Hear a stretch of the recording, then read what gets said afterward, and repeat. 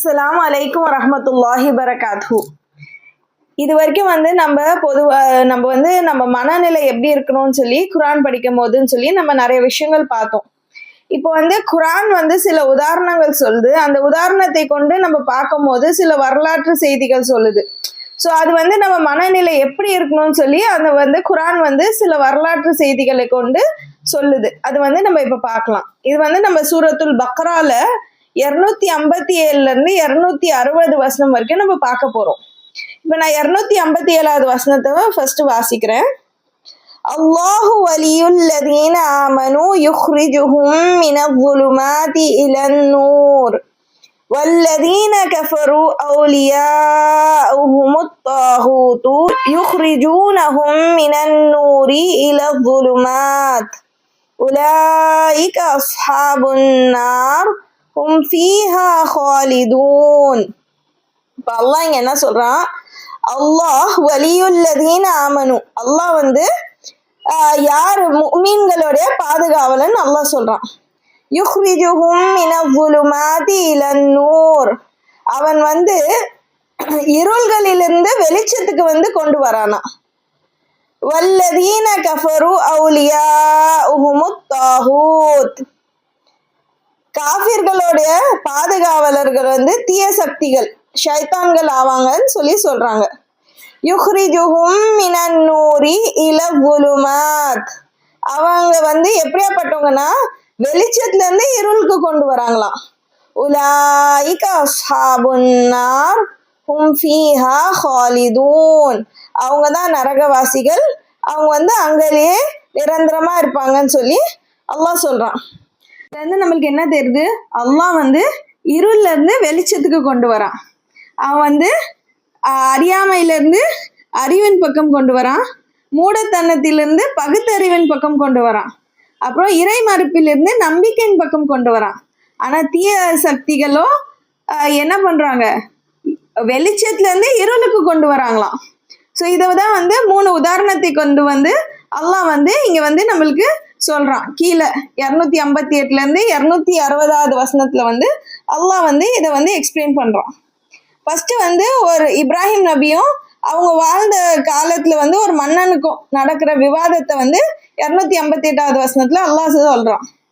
ரெண்டாவது ஒரு நல்ல அடியார் இருக்கிறாரு. அவர் ஒரு கிராமத்தை கடந்து போறாரு. அது எப்படி இருக்குன்னா, அந்த கிராமம் ஃபுல்லா அப்படியே அடியோட அடையா அது அழிஞ்சு போயிருக்கு. அப்போ அவருக்கு அல்லாஹ் கிட்ட கேக்குறாரு, கால அன்னா யுஹி ஹாதிஹில்லாஹ பஅத மௌதிஹா, இதை அல்லாஹ் எப்படி இது உயிர்ப்பிப்பான்? அவருக்கு இந்த சந்தேகம் வருது. அல்லாஹ் கிட்ட கேக்குறாரு. இப்போ அல்லாஹ் என்ன பண்ணாரு? அவரையே ஒரு டெமோ பீஸ் ஆக்கி அவரையே இறக்க வச்சு 100 வருஷம் கழிச்சு எழுப்பி அல்லாஹ் காட்டுறாரு. அப்புறம் 3வது செய்தி இப்ராஹிம் நபி அவர் ஒரு கேக்குறாரு அவங்க அல்லாஹ் கிட்ட, நீ எப்படி உயிர்ப்பிப்பேன்னு எனக்கு காட்டேன் அல்லாஹ் கிட்ட கேக்குறாரு. அப்போ அல்லாஹ் சொல்றாரு, உனக்கு என்ன நம்பிக்கை இல்லையா? அப்போ இப்ராஹிம் நபி இல்ல எனக்கு ஃபுல்லா நம்பிக்கை இருக்கு. என்னுடைய மனசு இன்னும் விரிவு அடையணும், இன்னும் நிம்மதி அடையணும்னு சொல்லி நான் கேட்கிறேன்னு அல்லாஹ் கிட்ட கேட்கிறார் பணிவோட. அப்போ அல்லாஹ் என்ன சொல்றாரு? 4 பறவையை கொண்டு வா, 4 பறவையை அறுத்து 4 மலை மேல அந்த சதைகளை போட்டு விட்டுரு. அப்புறம் அல்லாஹ் கட்டளையிடுறாரு இப்ராஹிம் நபி கூப்பிட சொல்லி அந்த பறவைகளை. அந்த பறவைகள் எல்லாம் சேர்ந்து 4 பறவையா பறந்து அவர்கிட்ட ஓடி வருது. அப்போ அல்லாஹ் சொல்றாரு, இதே மாதிரிதான் உன்னை நான் மறுபடியும் உயிர்ப்பிப்போம் சொல்லி அல்லாஹ் காட்டுறாரு. ஸோ இதுதான் இந்த 3 எக்ஸாம்பிள். இதுல அல்லாஹ் என்ன காட்ட விரும்புறான்? யாருக்கு சத்தியத்தின் பாதையை காட்டுறான், யாருக்கு நேர்வழி கிடைக்கும், யாருக்கு நேர்வழி கிடைக்காது. இப்போ அந்த ஃபர்ஸ்ட் உதாரணத்தை பார்த்தீங்கன்னா, அவனுக்கு அந்த மன்னனுக்கு அல்லாஹ் என்ன பண்ணான்? எல்லாம் ஆட்சி அதிகாரம், பணம், செல்வம், எல்லாம் செல்வாக்கு எல்லாம் கொடுத்துருந்தான். அப்போ அவனுக்கு என்ன இருந்தது? அவனுக்குள்ள பெருமை, ஆணவம், கர்வம் எல்லாம் இருந்தது. அப்போ இப்ராஹிம் நபி அவர்கிட்ட கேட்கிறாரு. நிறைய விவாதங்கள் நடக்குது. இப்போ குரான் 2 விஷயத்த மட்டும் இங்க வலியுறுத்தி சொல்லுது. அப்போ இப்ராஹிம் நபி சொல்றாரு, என்னுடைய ரப்பு அவன் எப்படியாப்பட்டவன்னா மரணிக்க செய்கிறான், உயிர்ப்பிக்கின்றான். இப்ராஹிம் நபி சொல்றாரு அந்த மன்னன் கிட்ட. அப்போ அந்த மன்னன் சொல்றான், நானும் தான் உயிர்ப்பிக்கிறேன், நானும் தான் மரணிக்க செய்கிறேன். அப்போ இப்ராஹிம் நபி அடுத்து சொல்றாரு, என்னுடைய ரப்பு சூரியனை வந்து கிழக்கிலிருந்து உதிக்க செய்யறான், நீ என்ன பண்ணு மேற்குல இருந்து உதிக்க செய்யன்னு அந்த மன்னன் கிட்ட சொல்றான். அப்போ அந்த மன்னனுக்கு வந்து அப்படியே வாய் அடைச்சு போயிடுறான். அவனுக்கு தெரியாது, அவனுக்கு தெரியும் இது வந்து சாத்தியம் இல்லைன்னு. அதனால அப்படியே அவன் வந்து வாய் அடைச்சு போயிடுறான். ஆனா அவன் வந்து சத்தியத்தை பார்த்து கூட அவன் ஏற்றுக்கொள்ளல. ஏன்? அவனுக்குள்ள பெருமை இருந்தது, ஆணவம் கர்வம் இருந்ததுனால அவன் சத்தியத்தை தெரிஞ்சு கூட அவன் ஏற்றுக்கொள்ளல. ரெண்டாவது வந்து ஒரு நல்ல அடியார் வந்து அவர் மனசுல வந்து ஒரு சந்தேகம் வருது. அப்போ வந்து அவர் அல்லா கிட்ட கேட்கிறாரு, இது வந்து எப்படி அல்லா இந்த இறந்து போன பூமியை வந்து எப்படி உயிர்ப்பிப்ப? அவரை மனசுல ஆனா எந்த ஒரு கர்வமும் இல்ல பெருமை எதுவுமே இல்லை. ஆனா அவருக்கு அந்த சந்தேகம் வருது. அது வந்து அவருக்கு தெளிவு பெறணும்னு சொல்லி அல்லா கிட்ட வந்து கேட்கிறாரு. அப்போ இந்த கேள்வி தனிப்பட்ட முறையில பார்த்தா இது வந்து ஒரு காஃபிர்கள் கேட்ட கேள்விதான் ரசூலுல்லாஹி ஸல்லல்லாஹு அலைஹி வஸல்லம் கிட்ட. அவங்க என்ன கேட்டாங்க, நம்ம இறந்த உடனே நம்ம எலும்புகள்லாம் மக்கி போனோடனே மறுபடியும் நம்ம எப்படி உயிர்ப்பிக்கப்படுவோம்னு சொல்லி அவங்களும் கர்வமா கேட்டதுதான். அப்ப அல்லாஹ் வந்து அவங்க வாய் அடைச்ச மாதிரி அல்லாஹ் என்ன சொன்னாரு, ஃபர்ஸ்ட் இவங்களை எப்படி முதல்ல படைச்சனோ அதே மாதிரி அல்லாஹ் வந்து உன்னை மறுபடியும் படிப்போம், அந்த சக்தி ஆற்றல் வந்து அல்லாஹ்க்கு இருக்குன்னு அல்லாஹ் சொன்னான்.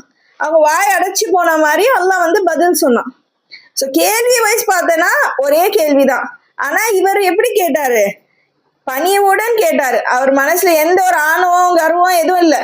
அல்லாஹ் இந்த தீர்வு பெறணும், அல்லாஹ் இது எப்படி பண்றான்னு சொல்லி தெரிஞ்சுக்கணும்னு சொல்லி அல்லாஹ் கிட்ட கேட்கிறாரு. இப்ப அல்லாஹ் என்ன பண்ணாரு, அவரையே ஒரு டெமோவாக்கி அவரை 100 ஆண்டு காலம் இறக்க செய்யறாரு. இறக்க செஞ்சு மறுபடியும் உயிர்ப்பிக்கிறாரு. உயிர்ப்பிச்சு அவர் பாக்குறாரு, அவருடைய சாப்பாடு தண்ணி எல்லாம் அப்படியே இருக்கு, எப்படி அவர் இறக்குறதுக்கு முன்னாடி இருந்ததோ அப்படியே இருக்கு. ஆனா அவர் கழுதை என்ன இருக்கு, அப்படியே மக்கி எலும்புகள்லாம் மக்கி போய் கிடக்குது, அப்படியே இறந்து போய் கிடக்குது, ஒண்ணுமே இல்லாம இருக்கு. அப்ப அல்லாஹ் என்ன பண்ணா, அந்த கழுதைய மறுபடியும் உயிர்ப்பிச்சு அவர் கண் முன்னாடியே உயிர்ப்பிச்சு காக்குறான். அப்போ வந்து அந்த அடியார் சொல்றாரு, قال أعلم أن الله على كل شيء قدير. அல்லாஹ் எல்லா காரியத்துக்கும் ஆற்றல் கொண்டவன் என நான் உணர்ந்து கொண்டேன். என்ன சொல்றாரு, இப்ப நான் உணர்ந்துட்டேன் அல்லாஹ், இப்ப எனக்கு தெரியும் இந்த இறந்து போன பூமியை வந்து நீ எப்படி உயிர்ப்பிப்பேன்னு எனக்கு இப்ப தெரிஞ்சிச்சு அல்லான்னு சொல்றாரு.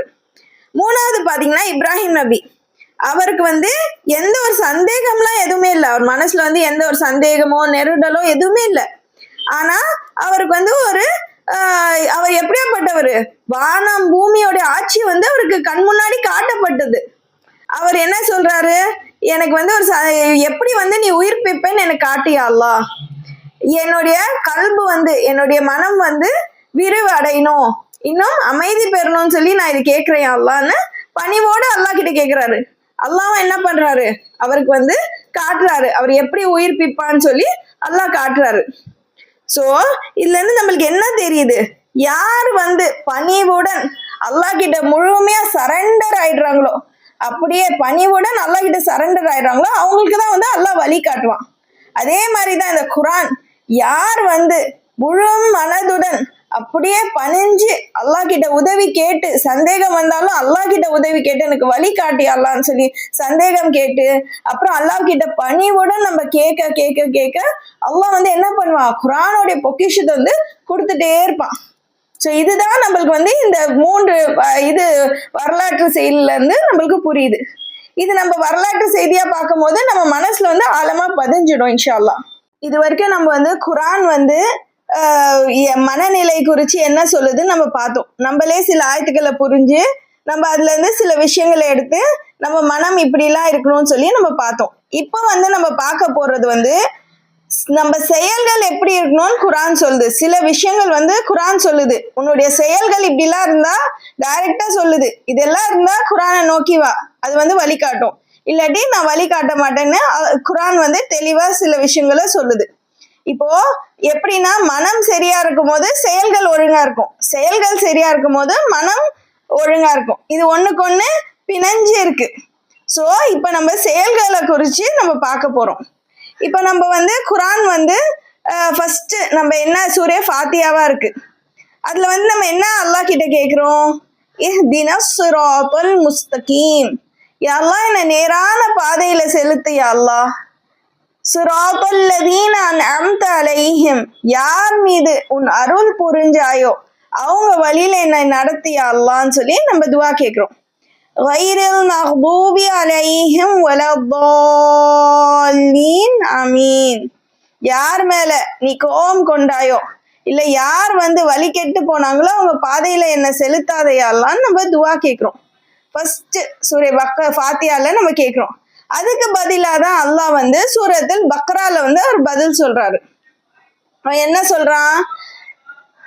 அலிஃப் லாம் மீம் ஸாலிகல் கிதாபு லா ரைப ஃபீஹ். அல்லாஹ் என்ன சொல்றாங்க? இந்த குர்ஆன் தெள்ள தெளிவா இருக்கு, இதுல எந்த விதமான சந்தேகமும் இல்லைன்னு அல்லாஹ் சொல்லிட்டான். அப்ப யாரெல்லாம் குர்ஆன் படிக்கிறாங்களோ இதுல எந்த சந்தேகமும் இல்லைல்ல, அப்ப எல்லாருக்கும் வழி காட்டணும் தானே. ஆனா வழி காட்ட மாட்டேங்குதே. நிறைய பேர் ஏற்றுக்கொள்ள மாட்டாங்களே, குர்ஆனை படிக்கிறாங்க ஆனா ஏற்றுக்கொள்ள மாட்டேங்கிறாங்க. எதுக்கு? ஏன்னா அல்லாஹ் அதுக்கு பதிலும் உடனே சொல்லிட்டாங்க. என்ன சொல்றாரு? ஸாலிகல் கிதாபு லா ரைப ஃபீஹ் ஹுதல் லில் முத்தகீன். அப்போ இது யாருக்கு வழிகாட்டும்? முத்தகீன்களுக்கு தான் வழிகாட்டும் சொல்லிட்டாங்க. அப்போ நம்ம ஒரு காஃபிருக்கு போய் கொடுக்குறோம், அப்ப அது வழி காட்டாதா? அப்ப இந்த யோசனை நம்மளுக்கு வரலாம்ல. அப்படி பார்த்தா குர்ஆன் இறக்கப்பட்டதே ரசூலுல்லாஹி ஸல்லல்லாஹு அலைஹி வஸல்லம் டைம்ல இறக்கப்பட்டதே யாருக்கு? காஃபிர்களுக்கு தான் இறக்கப்பட்டது. அப்போ இந்த முத்தகீன்னா என்னன்னு நம்ம ஃபர்ஸ்ட் தெரிஞ்சுக்கணும். முத்தகீன் எந்த வார்த்தையில இருந்து எடுத்திருக்காங்கன்னா இத்தகா. அதோடைய வேறு சொல் என்னவா இருக்குன்னா வகா. வகானா என்னன்னா பாதுகாத்து கொண்டான் இல்ல தற்காத்து கொண்டான். என்ன மாதிரி விஷயத்துல இருந்து பாதுகாத்து கொண்டான்? தீமையில இருந்து பாதுகாத்து கொண்டான், பாவம்ல இருந்து பாதுகாத்து கொண்டான், இல்ல இறை தண்டனையில இருந்து பாதுகாத்து கொண்டான், தற்காத்து கொண்டான். இந்த வக்காவுடைய வார்த்தை இதுதான், பாதுகாத்து கொண்டான், தற்காத்து கொண்டான். இதெல்லாம் அவன் எதுக்கு செய்யறான்? இறைவனின் விழிப்புணர்வு காரணமாக அவன் இதெல்லாம் விட்டு தடுத்துக்கிறான். இப்போ மொழியாக்கத்துல இறைவனின் அச்சம் போட்டிருப்பாங்க.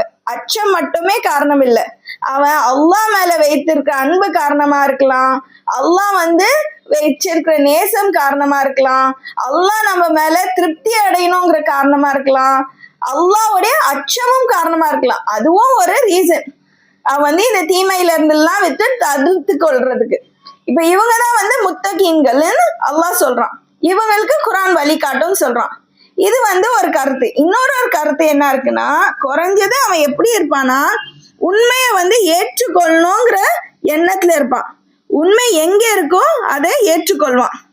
குறைஞ்சபட்சம் சரியா இருக்கணும் பானா அப்படின்னு அவன் நினைப்பான். இவங்க ஃபர்ஸ்ட் லெவல் முத்தகீன். தப்பு செய்யக்கூடாதுப்பா, தீமையில மாட்டிக்க கூடாதுப்பா, உண்மையை விளங்கணும்பா இந்த மனநிலையில இருப்பாங்க. இப்ப நம்ம அதான் பாக்குறோம், எவ்வளவோ நான் முஸ்லிம்ஸ் கிறிஸ்டியன்ஸ் அவங்க எல்லாம் குர்ஆனை படிக்கிறாங்க. படிச்ச உடனே நம்ம பாக்குறோம் ஏற்றுக்கொள்றாங்க, இஸ்லாமுக்கு வந்துடுறாங்க. எதனால? ஏன்னா குறைஞ்சபட்சம் அவங்க மனசுல என்ன இருக்கும்னா, உண்மையை நோக்கி அவங்க தேடல் இருக்கும். அவங்களுக்கு அந்த தேடல் இருக்கும் போது அவங்க குர்ஆன் படிக்கும் போது அதுல உண்மைன்னு அவங்களுக்கு தெரிஞ்சிச்சுன்னா உடனே அவங்க இஸ்லாமை ஏற்றுக்கொள்றாங்க. சோ அதே மாதிரிதான் உமர் ரலியல்லாஹு அன்ஹு எப்படி இருந்தாரு? இஸ்லாமுக்கு அகேன்ஸ்டா இருந்தாரு. அவர் இந்த குர்ஆனை கேட்கிறாரு, அது அவருக்கு மனசுல உண்மை தெரிஞ்சிடுது. உடனே அவர் என்ன பண்ணாரு? உண்மையை ஏற்றுக்கிட்டு இஸ்லாமுக்கு அகேன்ஸ்டா இருந்தவர் என்ன ஆயிட்டாரு? இஸ்லாமுக்கு உதவி செய்யக்கூடியவரா ஆயிட்டாரு. முழுசா இஸ்லாமுக்கு பாடுபடக்கூடியவரா ஆயிட்டாரு. இதுதான் முத்தகீன்கள் சொல்றாங்க. இவங்களுக்கு எல்லாம் குர்ஆன் வழிகாட்டும்னு சொல்றாங்க. இதுவே முத்தகீன்ல நிறைய லெவல்ஸ் இருக்கு. இப்ப நான் அந்த லெவல் மேல மேல போகணும்னா என்னுடைய செயல்கள் என்னுடைய மனசு எல்லாம் மாறிட்டே இருக்கணும். என்னுடைய மனமும் என்னுடைய செயல் மாற மாற மாற நான் முத்தகீன்லயே ஹையர் லெவலுக்கு போயிட்டே இருப்பேன் இன்ஷா அல்லாஹ். அப்போ பவர்ஃபுல் முத்தகீன் ஆகணும்னா நம்மளுடைய செயல்கள் மாறிட்டே வரணும். குர்ஆன்ல நிறைய இடத்துல சொல்லுது முத்தகீன்னா இதெல்லாம் செய்வாங்க, முத்தகீனா இருந்தா இதெல்லாம் பேணுவாங்க, இதெல்லாம் விட்டு தவிர்த்துப்பாங்கன்னு சொல்லி நிறைய விஷயங்கள் குர்ஆன்ல அல்லாஹ் சொல்றான். உதாரணத்துக்கு நம்ம இப்ப பார்க்கலாம், சூரத்துல் பக்ரால 3வது அத்தியாயத்துல அல்லாஹ் சொல்றான், அல்லதீன யுமினூன பில் கைபி வ யுகீமூன ஸ்ஸலாத வ மிம்மா ரஸக்னாஹும் யுன்ஃபிகூன். அவங்க எப்படியாப்பட்டவங்கன்னா மறைவானதை நம்புவாங்களாம், தொழுகை நிலை நிறுத்துவாங்க, ஜக்காத்தை கொடுப்பாங்க. இது வந்து செயல்களை சொல்றாங்க. இந்த மாதிரி நிறைய இடத்துல வந்து அல்லாஹ் வந்து குரான்ல வந்து நிறைய இடத்துல சொல்றான். இப்போ பாத்தீங்கன்னா ஈமான் வந்து தக்வாவுடைய ஒரு அம்சம். இப்போ வந்து ஈமானோடைய உயர்ந்த நிலை தான் தக்வா. இறைவனை பற்றிய சரியான புரிதல் யாருக்கு இருக்குமோ அவங்கதான் ஈமான்ல வந்து பர்ஃபெக்டா இருப்பாங்க. ஈமான் வந்து தக்வாவோட பிணைக்கப்பட்டிருக்கு. நம்மளுடைய அன்றாட வாழ்க்கை வந்து தக்வாவோட பிணைக்கப்பட்டிருக்கு. நம்மளுடைய வணக்க வழிபாடு தக்வாவோட இணைக்கப்பட்டிருக்கு. நான் வந்து தீமையில இருந்து என்னை தடுத்து கொள்றது வந்து தக்வாவோட இணைக்கப்பட்டிருக்கு. மொத்தமா பாத்தீங்கன்னா நம்மளுடைய எல்லா செயல்கள், என்னுடைய அமல்கள், என்னுடைய சிந்தனைகள், என்னுடைய நம்பிக்கை எல்லாம் என்னது தக்வாவோட இணைக்கப்பட்டிருக்கு. இது வந்து நான் அல்லாஹ்வை சார்ந்தவங்களா நான் ஃபுல்லா மாறிடணும். அப்போ இந்த மாதிரி மாற மாற மாற என்ன ஆகும்னா குரான் வந்து நம்மளுக்கு முழுசா வழிகாட்டியா நம்மளுக்கு ஆயிடும். குரானோடைய முழுசா நம்ம வந்து செயல்படுத்தக்கூடியவங்களா நம்ம ஆயிடுவோம் இன்ஷா அல்லாஹ். பாத்தீங்கன்னா குரான்ல வந்து நிறைய வசனங்கள் வந்து முத்தகீன்களை குறிச்சு சொல்லிட்டு வருது. அது வந்து சில உதாரணங்கள் நம்ம இப்ப பார்க்கலாம். 5வது அத்தியாயம் 57வது வசனத்துல அல்லாஹ் சொல்றான், வத்தகுல்லாஹ இன் குன்தும் முஃமினீன். நீங்க முஃமின்களா இருந்தா அல்லாஹ்வை தக்வா கொள்ளுங்க. இப்போ முஃமின்லயே உயர்வான முஃமின் வந்து தக்வாவுடைய முஃமின். இப்போ வந்து நம்ம நார்மலா வந்து முஃமின்கள் வந்து எப்படி இருப்பாங்க? அவங்க வந்து அண்டை வீட்டார்கள் கிட்ட நல்லபடியா நடந்துப்பாங்க. அவங்க வந்து என்ன சொல்றது, கெஸ்ட் எல்லாம் வீட்டுக்கு வந்தா அவங்க கிட்ட நல்ல முறையில நடந்துப்பாங்க. அவங்க நல்ல பேச்சு பேசுவாங்க. இதெல்லாம் முஃமினுடைய குணம். இது வந்து அவங்க உயர்வான முஃமின் எப்ப ஆக முடியும்னா அவங்க தக்வாவுடன் இருக்கிற முஃமினா இருந்தா அவங்க உயர்வான முஃமினா ஆயிடுவாங்கன்னு அல்லாஹ் சொல்றான். அப்புறம் வந்து இப்ப பாத்தீங்கன்னா 10வது அத்தியாயத்துல 62வது வசனம் 63வது வசனத்துல பாருங்க, அலா இன்ன அவுலியா அல்லாஹி லா ஹாஃபுன் அலைஹிம் வலா ஹும் யஹ்ஸனூன். அல்லாஹ்வுடைய நேசர்கள் வந்து அவங்களுக்கு எந்த ஒரு பயமும் இல்லை, எந்த ஒரு அச்சமும் இல்லைன்னு சொல்றாங்க. எதுக்கும் கவலைப்பட மாட்டாங்கன்னு சொல்றாங்க. அவங்க யாரு? அல்லதீன ஆமனு வ கானு யத்தகூன். அவங்க வந்து ஈமான் கொண்டு இருப்பாங்க, தக்வா கொண்டு இருப்பாங்க. இப்போ வந்து நம்ம ஈமான்ல வந்து எப்படி வந்து தக்வா உள்ளவங்களா இருக்கணும்னு சொல்லி நம்ம பார்த்தோம். இப்போ வந்து நம்ம செயல்கள்ல எப்படி வந்து தக்வாவோட இருக்கணும்னு சொல்லி நம்ம பார்க்க போறோம். இப்போ குரான்ல வந்து பாத்தீங்கன்னா 2வது அத்தியாயத்துல 177வது வசனத்துல அல்லாஹ் வந்து நிறைய பட்டியலிடுறான். அதுல அல்லாஹ் என்ன சொல்றான்னா, அவங்க எப்படியாப்பட்டவங்கன்னா அவங்க விரும்பியதுல இருந்து வந்து என்ன பண்ணுவாங்களா, அவங்க உறவினர்களுக்கு, அப்புறம் அனாதைகளுக்கு, அப்புறம் ஏழைகளுக்கு, வழிபோக்கர்களுக்கு, யாசகர்களுக்கு, அப்புறம் அடிமைகளை விடுவிக்கிறதுக்காக அவங்க வந்து செலவு செய்வாங்களாம். அப்புறம் மேலும் வந்து அவங்க தொழுகையை வந்து நிலைநிறுத்துவாங்க, அப்புறம் ஜக்காத்தையும் கொடுப்பாங்க. அப்புறம் அவங்க எப்படியாப்பட்டவங்களா இருப்பாங்க? துன்பத்திலும் சிரமத்திலும் போர்க்காலத்திலும் பொறுமையுடன் இருப்பாங்களாம். இவங்க தான் வந்து உண்மையாளர்கள், இவங்க தான் முத்தகீன்கள்னு அல்லாஹ் சொல்றான். இது வந்து சில விஷயங்கள், இது வந்து சில செயல்களை குறித்து அல்லாஹ் வந்து சொல்றான். அப்புறம் அல்லாஹ் வந்து பாத்தீங்கன்னா இபாதத்துல வணக்க வழிபாடுல எப்படி வந்து இபாதத்துல வந்து தக்வா உள்ளவங்களா இருப்பாங்கன்னு சொல்லி அல்லாஹ் வந்து 5வது அத்தியாயத்துல 27வது வசனத்துல வந்து அல்லாஹ் சொல்றான், قال انما يتقبل الله من المتقين. அல்லாஹ் வந்து முத்தகீன்கள் கிட்ட இருந்து தான் அல்லாஹ் வந்து ஏற்றுக்கொள்வானா. சோ நம்ம இபாதத்தும் வந்து ஏற்றுக்கொள்ளக்கூடியதா இருக்கணும்னா நம்ம முத்தகீன்களா இருந்தாதான் அல்லாஹ் வந்து ஏற்றுக்கொள்வானா. அல்லாஹ் வந்து சரியான நிலையில வந்து புரிஞ்சுக்கணும். ஏன்னா அல்லாஹ் பத்திய சரியான புரிதல் இருந்தாதான் வந்து நம்ம இபாதத்கள் வந்து ஏற்றுக்கொள்ளப்படும். புரிதல்ல சிக்கல் இருந்தா நம்ம இபாதத் வந்து ஏற்றுக்கொள்ளப்படாதான். நம்ம எல்லா விஷயத்தையும் வந்து நம்ம தக்வாவை கொண்டு வந்து நிறுத்தணும். இப்ப வந்து நான் ஒருத்தங்கிட்ட பேசுறேன், நான் பாக்குற பார்வை, நான் கேக்குறது, நான் இப்ப டிவி பார்த்தா, நான் செல்போன் பார்த்தா, நான் வந்து என்னுடைய பெற்றோர்கள் கிட்ட எப்படி நடந்துக்கிறேன், என் பசங்க கிட்ட எப்படி நடந்துக்கிறேன், என்னுடைய ஹஸ்பண்ட் கிட்ட எப்படி நடந்துக்கிறேன், எல்லாத்துலயும் நான் தக்குவா கொண்டு வரணும். எல்லா நிலையிலயும் வந்து அல்லாஹ் என்னை பார்த்துட்டு இருக்கான். இது வந்து அல்லாஹ்க்கு பிடிச்சதா இருக்கணும். இது அல்லாஹ்வுடைய அன்பை பெறக்கூடியதா இருக்கணும். இது அல்லாஹ்வுடைய நேசத்தை பெறக்கூடியதா இருக்கணும். இல்ல அல்லாஹ்வுடைய திருப்தியை பெறக்கூடியதா இருக்கணும்னு சொல்லி இந்த எண்ணம் வந்து நான் கொண்டுட்டே இருக்கணுமா. தப்பு செஞ்சிட்டாலும் தக்குவா வரணும். இப்ப நம்மளுக்கு வந்து ஒரு கொஸ்டின் வரலாம், என்ன முத்தகீன்கள் வந்து தப்பு செய்வாங்களா? முத்தகீன்கள் வந்து தப்பு பெரிய பாவம் கூட செய்வாங்கன்னு அல்லாஹ் சொல்றான். இப்போ மனிதர்னு பார்த்தா எல்லாரும் தப்பு செய்யக்கூடியவங்க தான். ஆதம் நபில இருந்து எல்லா மனிதரும் வந்து தப்பு செய்யக்கூடியவங்க தான். ஆனா முத்தகீனை பத்தி அல்லாஹ் இங்க சொல்றான் பாருங்க. மூணாவது அத்தியாயத்துல 133 இருந்து 135 வசனம் வரைக்கும் முத்தகீன்களை பத்தி அல்லாஹ் சொல்லிட்டு வரான். இப்ப நம்ம 135 வசனத்தை நம்ம பார்க்க போறோம். அதுல அல்லாஹ் என்ன சொல்றான்னா, வல்லதீன இதா ஃபஅலு ஃபாஹிஷதன் அவ் ஸலமு அன்ஃபுஸஹும், அவங்க வந்து பெரும் பாவம் செய்வாங்களாம். இங்க அல்லாஹ் யூஸ் பண்ற வேர்டு வந்து ஃபாஹிஷா. ஃபாஹிஷானா பாலியல் ரீதியான பெரும் குற்றமும் செய்வாங்களாம். அவங்க தமக்குத்தானே அநியாயமும் செஞ்சுக்குவாங்களாம். இது செஞ்சுட்டு அப்படியே இருக்க மாட்டாங்க. அவங்க என்ன பண்ணுவாங்க, உடனே ذكرُல்லாஹ وَاسْتَغْفِرُوا لِذُنُوبِهِمْ, அவங்க வந்து உடனே வந்து இந்த தப்பெல்லாம் செஞ்சுட்டு உடனே அல்லாஹ்வை நினைவு கூறக்கூடியவங்களாகி உடனே வந்து பாவ மன்னிப்பின் பக்கம் திரும்புவாங்களாம்.